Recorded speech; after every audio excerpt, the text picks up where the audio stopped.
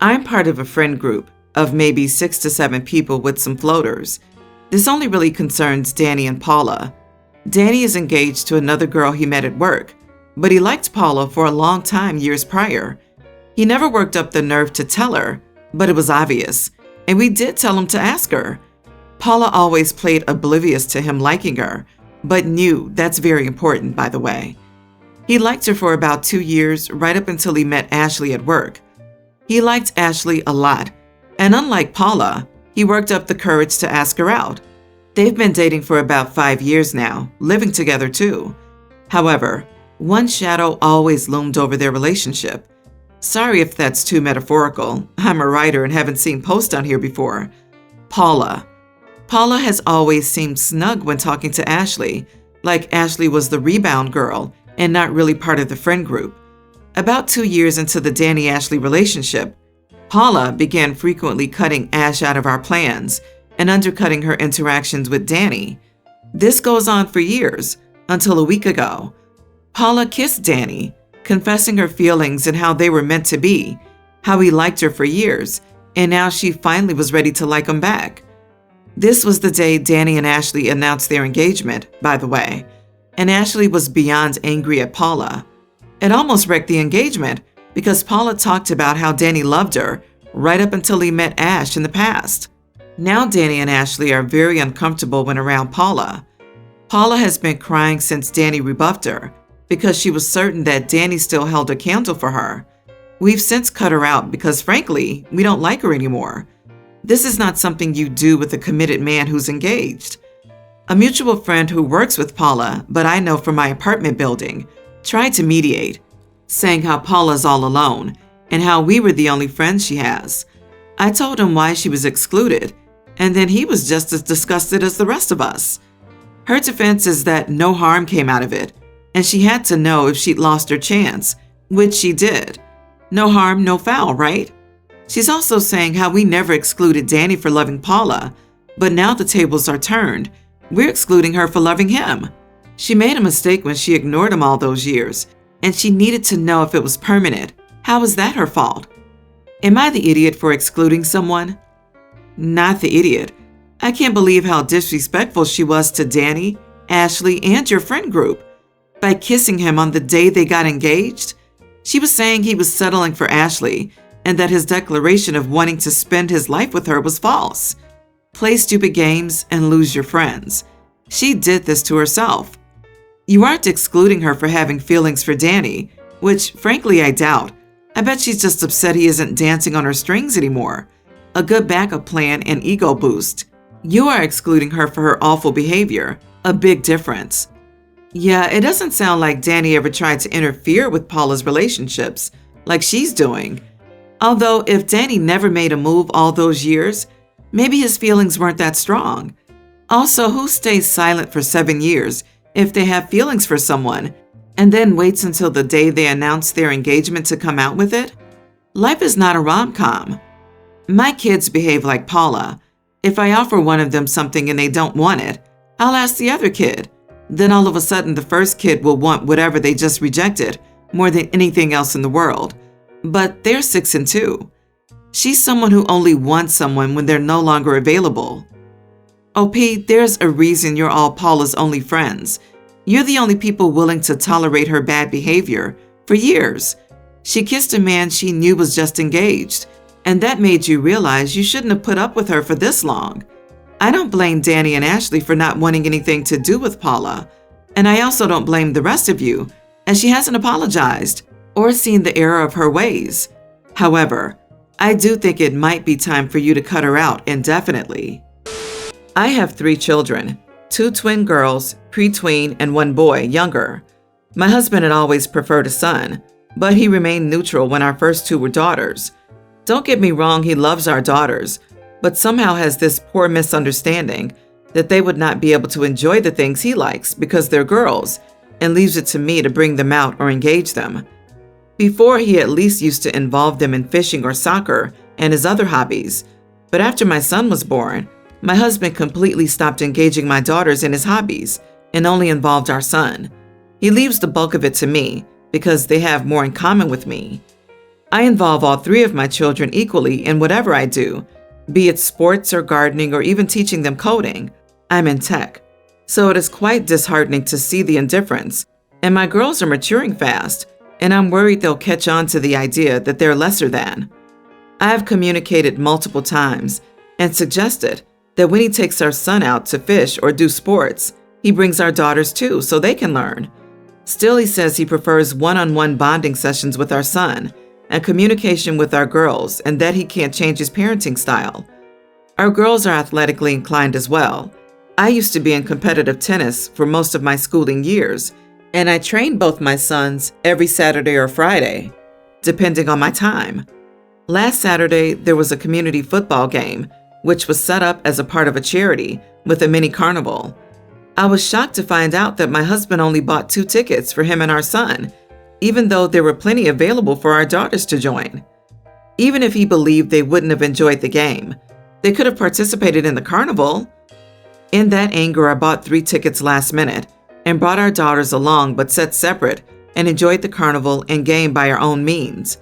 Ironically enough, my husband thought I was being condescending by doing that, even though I was giving him a taste of his own medicine. I might be the idiot for reacting like that, but after multiple failed avenues for communication, I decided to resort to underhand pettiness.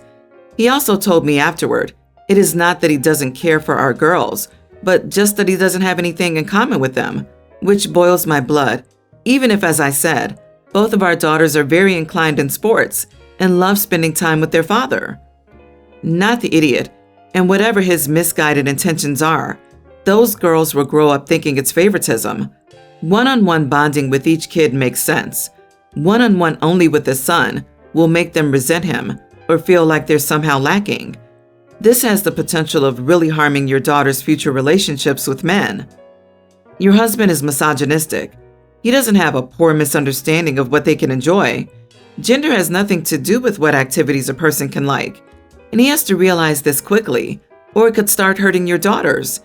Even if he prefers one-on-one bonding, what activities has he done with the girls recently? Not the idiot, OP. Your husband needs to realize he's wrong and change his behavior ASAP. I have severe daddy issues because my dad neglected me. Not because he didn't love me, but because he didn't think I had anything in common with him. When I tried to express interest in his interest, he shut me out. So now I don't talk to my dad, did not invite him to my wedding, and when I have kids, he's not welcome in their lives. My dad loves me, but it doesn't mean he didn't hurt me. You can love someone and still hurt them. Also, your husband seems like he's making excuses for his favoritism. Please tell your husband to change his ways or go into counseling before your daughters go no contact with him. Update. I appreciate the advice and expertise received. I had suggested couples counseling before, which my husband was not interested in, as mentioned in the thread below. Regardless, I will try again to convince him to get personal therapy, perhaps so that he can work through any issues he might have. I don't think that my husband is misogynistic. Still, after reading through the judgments, I agree that he might have some biases and misconceptions that need changing before it severs his relationship with our daughters. I love all my children equally and want them to have a wonderful relationship with their dad, as I did with mine, but I know he could make a change if he tried. Thanks once again. My ex-wife, 31, and I, 29 male, were separated for a year and a half. I moved into a separate apartment and we were no longer a couple. She wanted to reconcile, but that wasn't going to happen. The reason we didn't divorce right away was that it would have been too expensive, plus a whole headache to deal with since she was very against it. My girlfriend at the time was just a temp at my work, but we started seeing each other. We fell hard for each other. Then 9 months after, we found out she was pregnant, and that's when I decided to go ahead and file for divorce so I could focus on my family no matter how much it was going to cost. My ex-wife started this whole campaign around that time. Since my girlfriend was pregnant, she created the narrative that I had an affair and left her for the other woman. My parents didn't believe her because, obviously, they already knew I was living on my own. My sister was the only one who believed her because they were close friends. She didn't believe me when I said it, then didn't believe my parents, thinking they were just trying to cover for my mistake to avoid being seen as the bad guy. This divided us a lot, even if we weren't in contact before. But she was convinced I broke my ex's heart with my cheating. My sister called me a disgusting pig. On one occasion, when my sister met my girlfriend, who was around 7 months pregnant at the time, she called her a homewrecker and asked how does she feel carrying an affair child. From there, we ceased all contact, despite our parents trying to mediate. My son is a toddler. My girlfriend and I live together now, and the divorce was finalized last year. Now she wants to meet her nephew and apologize. I was still firmly against that. My parents convinced me to have at least one phone conversation with my sister. So yeah, she's sorry for how she acted. But now it's the narrative that she doesn't blame my ex for her reaction and is still somewhat on her side because in the end, I'm the one who broke her heart and got someone else pregnant. But apparently she's willing to put that aside for my son's sake so that they can meet. Oh man, that made me so mad. It turned into an argument instead. I hung up on her, so I'm still deciding not to involve her. My parents are telling me to stop being selfish for my son's sake, and it's unfair to keep my sister from her nephew just for wanting to be a loyal friend to my ex. My sister's saying that I'm being petty now. I really don't know what to think anymore. It's seriously driving me crazy. Am I the idiot? Edit. I was separated for a year and a half before I met my girlfriend. Not the idiot, OP. Further, I would have told your parents that their lack of support for me and my feelings and needs will cause me to reevaluate our relationship as well. No one is entitled to your child. Yeah, I get that they want to have a whole and happy family, but this isn't it. She's not doing anything for her nephew's sake. Nephew is fine. Nephew doesn't know who she is because of her actions. She's doing this because it's convenient for her. It helps her feel like she's not the person who'd scream at a pregnant woman or be manipulated so easily. It lets her say, "That's not me," when looking at her own actions. Like being so gullible, she caused deep rifts in her own family. She's still trying to avoid taking responsibility for that. Childish. Not the idiot. She would definitely tell your kid when he's a few years older to make herself look righteous when the kid is ranting to her about how mean you are for whatever normal parent thing is going on at the time. And then you'd have to deal with the emotional damage to your kid and your relationship with him. Exactly, was just coming to say that. She will probably drill in his head that he was the product of an affair and how you broke your ex's heart. Keep it at no contact. What's your sister bringing to the table? Unconditional love? Nope. If she doesn't respect you or the mother of your child, she's not going to treat your son well. I got married last weekend, and some drama happened with my mom, sister, aunt, and female friend versus my wife, the bride. I have a female friend, Mary, who I've known since we were both kids. Mary has been supportive my entire life. My family even wanted me to date her at some point, but I'm not attracted to Mary, and we're not compatible at all, but my family wouldn't give up. I met my wife when we were 19 in college. We've now been together for 7 years. Mary and my wife got along at first. However, my family was never big fans of my wife, simply because they couldn't let go of the idea of me dating Mary and ending up with her. They've even admitted they've got nothing against my wife. They just wished Mary was in her place. So I set boundaries with them about this after many arguments. Mary suddenly started acting like she was better than my wife, and even bragging to my wife about how much more my family preferred her.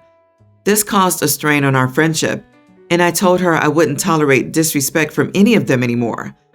Finally, they seemed to fix their behaviors towards my wife, and we moved on. My wife wore a simple silk dress with gloves on our wedding day. She loves being comfortable, and she was gorgeous as well.